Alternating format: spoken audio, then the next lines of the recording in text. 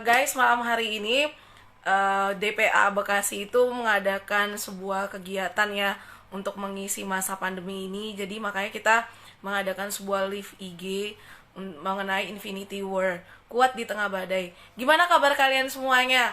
Menjelang masa-masa pandemi ini kan, saat-saat ini semua orang pusing ya. Pastikan kita tetap sehat, kita tetap waras di tengah kondisi yang sulit ini. Meskipun susah, kita harus tetap bersyukur apapun kondisi kamu. Oke? Malam hari ini kita akan ngobrol ya. Ngobrol santai dengan tema Infinity War. Sebelumnya teman-teman, saya akan tunggu dulu sampai semua masuk ya, baru kita akan mulai dalam doa. Shalom juga Ibu KPD. Halo Kak Dian. Hai Nando. Halo Rahel. Wah, luar biasa ya ini ya teman-teman kita. Kita tunggu ya sampai teman-teman semuanya bisa.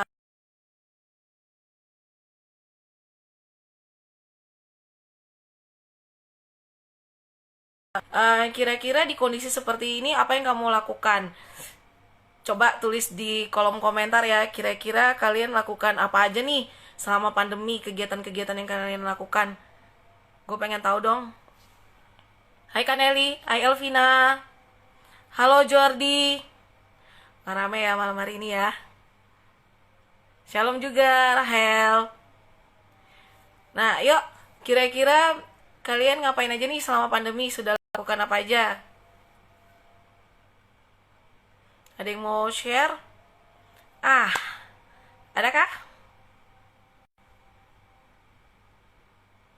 Oke, kira-kira ya, kalau bicara tentang Infinity War, apa yang berada di pemikiran kamu?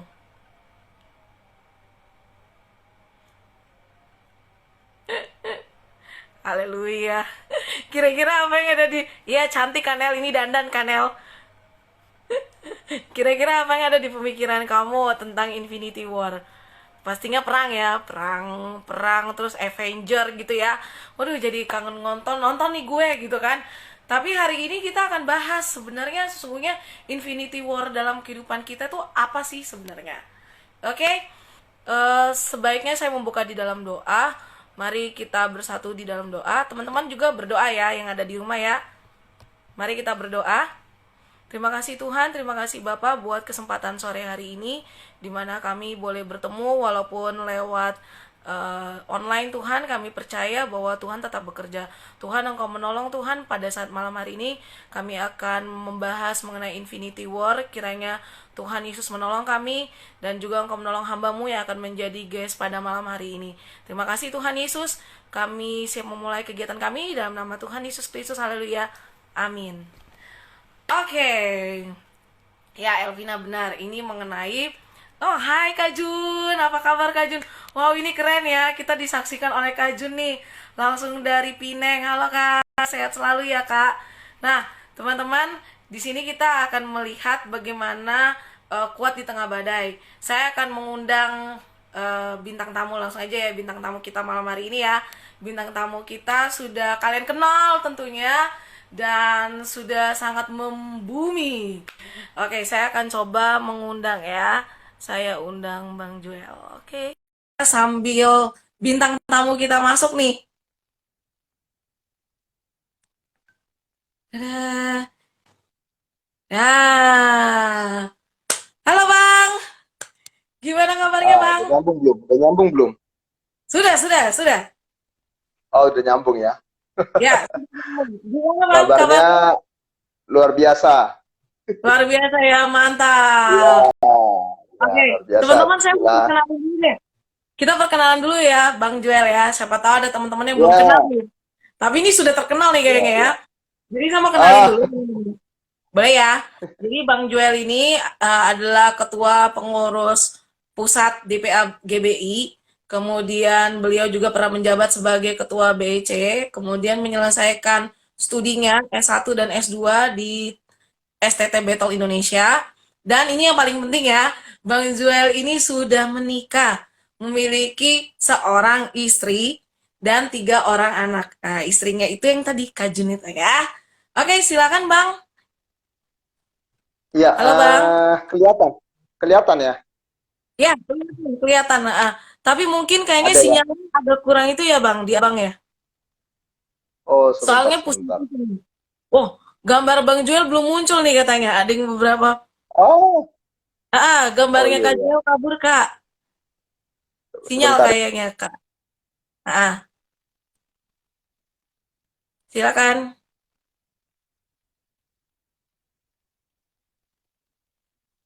Apa bisa berpindah ruangan Bang Joel?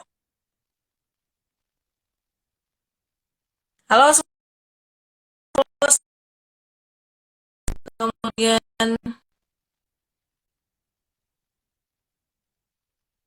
ya bentar ya teman-teman ya. Kita menunggu sampai gambarnya Bang Joel bisa jelas nih. Ya, nah gimana teman-teman? Sudah belum? Kalau di saya udah bisa. Ya, mantap Bang. Bisa ya? Bisa, bisa, bisa. Bisa ya? Bisa, bisa. Oke, oke. Oke, Ya, gini Bang. iya, iya. Malam hari ini kan kita akan membahas tentang gimana kita menjadi kuat di tengah badai gitu. Kira-kira Ya. dari abang sendiri ada nggak yang bisa di-share ke kita renungan sebenarnya kuat di tengah badai itu seperti apa sih menurut pemahaman Bang Joel? Silakan Bang. Ya, shalom semua teman-teman muda yang sudah bergabung dalam IG Live ya, DPA GBI Bekasi. Terima kasih buat teman-teman semua, teman para pengurus, ya juga para teman-teman yang menyaksikan acara ini. Ya, kita ngobrol santai tentunya, bicara tentang ya badai ya, badai. Kehidupan ini memang kan nggak bisa diprediksi ya, unpredictable lah kehidupan kita ini. Ya, dan nggak mungkin selalu berjalan dengan apa yang kita inginkan, dengan apa yang kita mau. Ya, Ya, lalu kita menghadapi yang namanya tantangan-tantangan, persoalan-persoalan, ya pergumulan-pergumulan yang kita nggak pernah duga bisa aja terjadi dalam kehidupan kita. Hal-hal yang tidak kita inginkan bisa terjadi dalam kehidupan kita. Nah, saya mau sharing bagaimana kita menghadapi setiap pergumulan, setiap tantangan, setiap badai yang bisa aja mendatangi setiap kita ya. Saya baca dulu ya Yakobus ya, dari Yakobus pasal 1. Yakobus pasal 1 ayat 2 sampai dengan ayatnya yang ke-7 ya. Dalam Yakobus pasal 1 dikatakan, nah, saudara-saudara, anggaplah sebagai satu kebahagiaan ya apabila kamu jatuh ke dalam berbagai-bagai pencobaan ya. Sebab kamu tahu bahwa ujian terhadap imanmu itu menghasilkan ketekunan. Ayatnya yang keempat, dan biarlah ketekunan itu memperoleh buah yang matang, supaya kamu menjadi sempurna dan utuh dan tak kekurangan satu apapun. Tetapi apabila ada di antara kamu yang kekurangan hikmat, hendaklah ia memintanya kepada Allah, yang memberi kepada semua orang dengan murah hati, dan dengan tidak membangkit-bangkit, maka hal itu akan diberikan kepadanya. Seterusnya ya, sampai dengan ayatnya yang ke-8, ya, dikatakan bahwa orang yang bimbang, mendua hati tidak akan tenang dalam hidupnya. Ya. Kalau kita lihat ayat 2, ya, anggaplah sebagai satu kebahagiaan. Jadi gini, setiap kita ya punya badai masing-masing, punya pergumulan masing-masing. Ya, tidak ada manusia yang tidak punya pergumulan. Ya, itu yang pertama. Semua orang punya kesulitannya sendiri-sendiri. Itu sudah pasti. Nah, bagaimana kita menghadapinya? Itu yang harus kita miliki sebenarnya. Ya. Dan dikatakan ayat 2, anggaplah sebagai satu kebahagiaan apabila kamu mengalami berbagai-bagai pencobaan. Jadi yang pertama sebenarnya tergantung sikap kita. Ya, tergantung bagaimana kita menyikapi badai tersebut. Ya, itu yang harus kita pikirkan. Ya, nah ada orang ya menghadapinya dengan sikap bersungut-sungut, mengeluh. Ya, makanya dikata anggaplah sebagai satu kebahagiaan. Nah, biasanya kalau kata bahagia identik dengan hal-hal yang menyenangkan, betul sekali hal-hal Bang. yang menguntungkan. Nah, tetapi justru dikatakan kebahagiaan ketika kamu dalam berbagai-bagai pencobaan. Artinya apa? Sikapi dengan bahagia, ya, sikapi dengan sukacita. Ya, karena kalau kita malah bersungut-sungut, mengeluh, ya di tengah-tengah tantangan yang kita hadapi, ya kekuatan kita makin lemah, ya. Tentu kita akan mudah kalah karena tantangan itu. Ya, jadi ini yang pertama.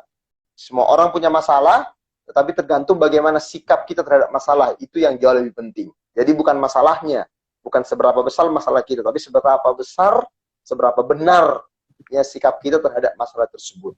Jadi kalau kita menghadapi badai hari-hari ini, lihat, ada orang yang sakit, sama-sama sakit. Ada yang berngeluh, sungut-sungut, tinggalin Tuhan. Tapi ada orang yang terus bersyukur, nyembah Tuhan, dan makin dekat dengan Tuhan. Ini kan bicara sikap sebenarnya. Ya, tantangannya boleh sama, tetapi sikapnya berbeda. Dan menang atau tidaknya kita, itu sangat ditentukan oleh sikap kita. Ya, jadi dimulai dari sikap kita terhadap masalah yang kita hadapi tersebut. Yang kedua dikatakan, sebab kamu tahu. Nah, ini harus dimengerti, sebab kamu tahu. Ini penting kata tahu ini. Bahwa ujian terhadap imanmu itu menghasilkan ketekunan. Ya, jadi orang harus ngerti kalau dia ngalamin tantangan, ujian, ya ujian-ujian iman, ternyata apa? Menghasilkan sesuatu yang baik dalam kehidupan kita. Ya, sebab kamu tahu bahwa ujian terhadap imanmu itu, kita harus ngerti kenapa kita ngalamin ujian yang diizinkan oleh Tuhan. Memang kadang-kadang iblis ya memakainya menjadi pencobaan. Tapi Tuhan sering ya di dalam pencobaan yang diizinkan oleh Tuhan terhadap kita itu di dalamnya ujian dari Tuhan. Kalau iblis itu kan mencobai kita untuk menghancurkan kita. Tetapi Tuhan mengizinkan ujian untuk membawa kita next level, untuk membawa kita naik tingkat lagi. Ya, jadi harus ngerti bahwa iman kita itu pasti diuji. Nggak ada iman yang murni, nggak ada iman yang sejati tanpa ujian iman. Ya, jadi saya ulangi ya, nggak ada iman yang murni, nggak ada iman yang sejati tanpa ujian iman. Ya, jadi semua kita pasti mengalami ujian-ujian masing-masing. Ya, kalau kita sekolah yang benar kan selalu ada ujiannya, nggak? Bismillah ya. Bismillah ya, kan di dunia pendidikan. Ya, nggak ada sekolah yang belajar terus, nggak pernah ada ujian. Nah, hidup itu juga begitu. Ya, kita kadang-kadang belajar dari firman Tuhan, nah, tapi ada ujiannya. Kita bisa nggak ya menghidupi, melakukan sesuai dengan kebenaran firman Tuhan. Nah, dan harus diingat bahwa ujian itu, sekali lagi, nggak akan menghancurkan hidup kita. Karena apa? Allah turut bekerja dalam segala hal, dikatakan. Nggak ada satu perkara dalam hidup kita yang Tuhan itu nggak turut bekerja. Ya, jadi Allah turut bekerja untuk mendatangkan apa? Kebaikan dalam kehidupan kita. Nah, dan ujian pun menjadi orang yang dewasa. Ya, lihat, anak-anak sama orang dewasa bedanya apa? Kesabaran. Kalau anak-anak kan nggak sabar kan? Lihat anak-anak kita, ya kan? Kalau minta apa maunya cepat. Ya, buru-buru. Gitu. Nah, kenapa Tuhan tidak segera menjawab doa kita? Kenapa Tuhan tidak segera ya menolong kita? Nah, Tuhan sedang melatih supaya kita belajar bersabar.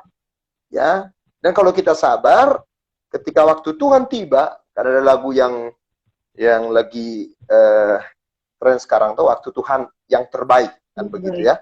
Tapi orang bisa nyanyi, tapi nunggu waktu Tuhan itu nggak gampang loh. Ya kan? Jadi kalau kita dibawa Tuhan kepada ujian iman, itu akan apa? Mendewasakan kita. Makin lebih sabar, makin lebih matang. Nah, kemudian apa lagi supaya kita bisa kuat di tengah badai? Kita harus belajar untuk apa? Jadi orang yang berserah kepada Tuhan. Ya, berserah kepada Tuhan. Ayat 4 dikatakan, dan biarkanlah ketekunan itu memperoleh buah yang matang. Kata biarkanlah. Nah, satu hal yang nggak bisa diambil Tuhan dari kehidupan kita adalah hak free will kita, kehendak bebas kita. Ya, itu nggak bisa diambil Tuhan. Kehendak bebas itu cuma bisa diintervensi Tuhan ketika diserahkan kepada Tuhan.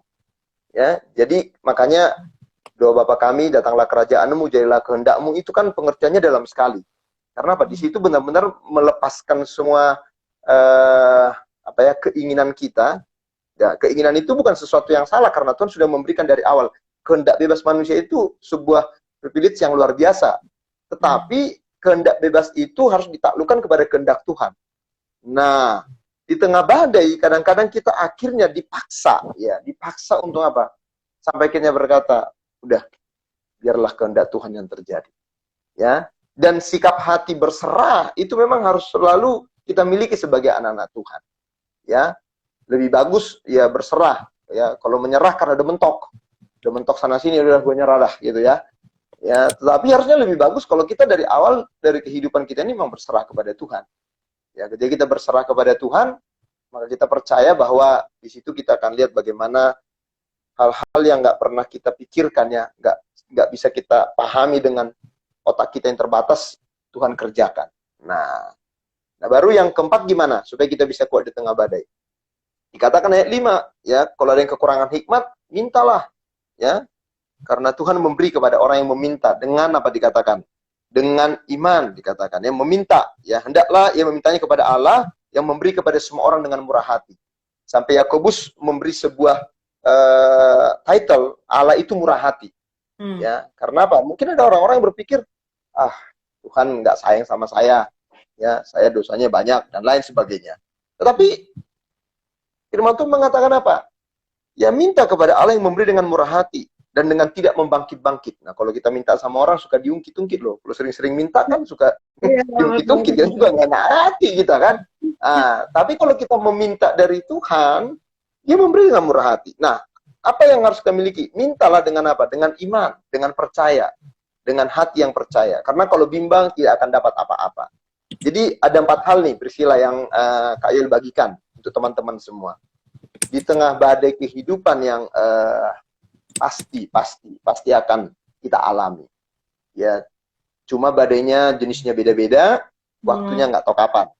Ya, waktunya nggak tahu kapan. Nah, gimana kita supaya bisa kuat? Yang pertama tadi, sikap dulu. Jangan komplain, jangan sungut-sungut, jangan mengeluh, ya. Tapi belajarlah untuk apa? Kita punya sikap yang bahagia. Anggaplah sebagai satu kebahagiaan. Apabila kamu jatuh dalam berbagai-bagai pencobaan. Mungkin orang bilang gini, aneh ya, suruh bahagia di tengah pencobaan. Karena apa? Kita punya iman. Karena apa? Semua yang kita jalani itu proses. Ya, bukan final. Tapi itu proses demi proses yang kita tahu ujungnya. Ya, ujungnya. Sama dengan orang bilang begini kan, kalau kita terima doa berkat, kau akan terus naik dan tidak turun. Kan begitu kan. Dan orang sering berpikir, kok saya malah turun ya? Tapi ini kan sebuah journey, sebuah perjalanan. Ada waktunya kadang-kadang turun dia, tetapi harus tahu ujungnya, finishnya kan pasti apa? Akan sampai kepada rencana Tuhan. Jadi kita nggak bisa cuma melihat ya dalam lembah kekelaman, di padang gurun, lagi di atas, lagi di bawah, tapi seluruh perjalanan kehidupan kita. Itulah sebabnya kita harus punya sikap yang gembira. Ya, firman Tuhan juga bilang hati yang gembira itu obat. Yang kedua, harus tahu bahwa ujian terhadap imanmu itu. Jadi, iman kita itu pasti diuji. Ya, iman yang kuat, ya, itu melewati ujian. Ya, melewati badai. Ya, kalau kita lihat kenapa burung Raja Wali dia bisa kuat, karena dia biasa apa? Menghadapi badai. Sehingga dia punya sayap yang kuat, ya, dia mental yang kuat, berani, ya. Demikian juga dengan kehidupan kita. Dan yang ketiga, kehendak yang diserahkan. Karena apa? Kehendak kita Tuhan berikan, tapi sangat terbatas. Tapi kehendak Tuhan itu tidak terbatas. Dan yang ketiga, hati yang percaya, mulai dari sikap, pikiran, kemudian kehendak dan hati. Jadi 4 hal ini harus kita miliki, ya, supaya kita bisa kuatlah di tengah badai yang kita hadapi. Kira-kira begitu yang bisa saya sampaikan buat teman-teman semua. Nanti kita ada tanya jawab ya. Iya, dan tanya jawab ya, Bang. Ya, tanya jawab ya, supaya bisa nanti kalau kurang jelas bisa dijelaskan ya. Ya. Tetapi biar Roh Kudus tolong kita lah ya. Boleh nanya dikit nggak, Bang? Ini sangat memberkati. Ini sangat memberkati banget karena gini, 4 poin ini kan sikap bersyukur, bahagia gitu ya, iman yang kuat, terus kita tunduk pada kehendak Tuhan dan hati kita harus benar gitu kan. Ini 4 hal ini memang mudah diucapkan tapi seringkali susah ya, Bang ya.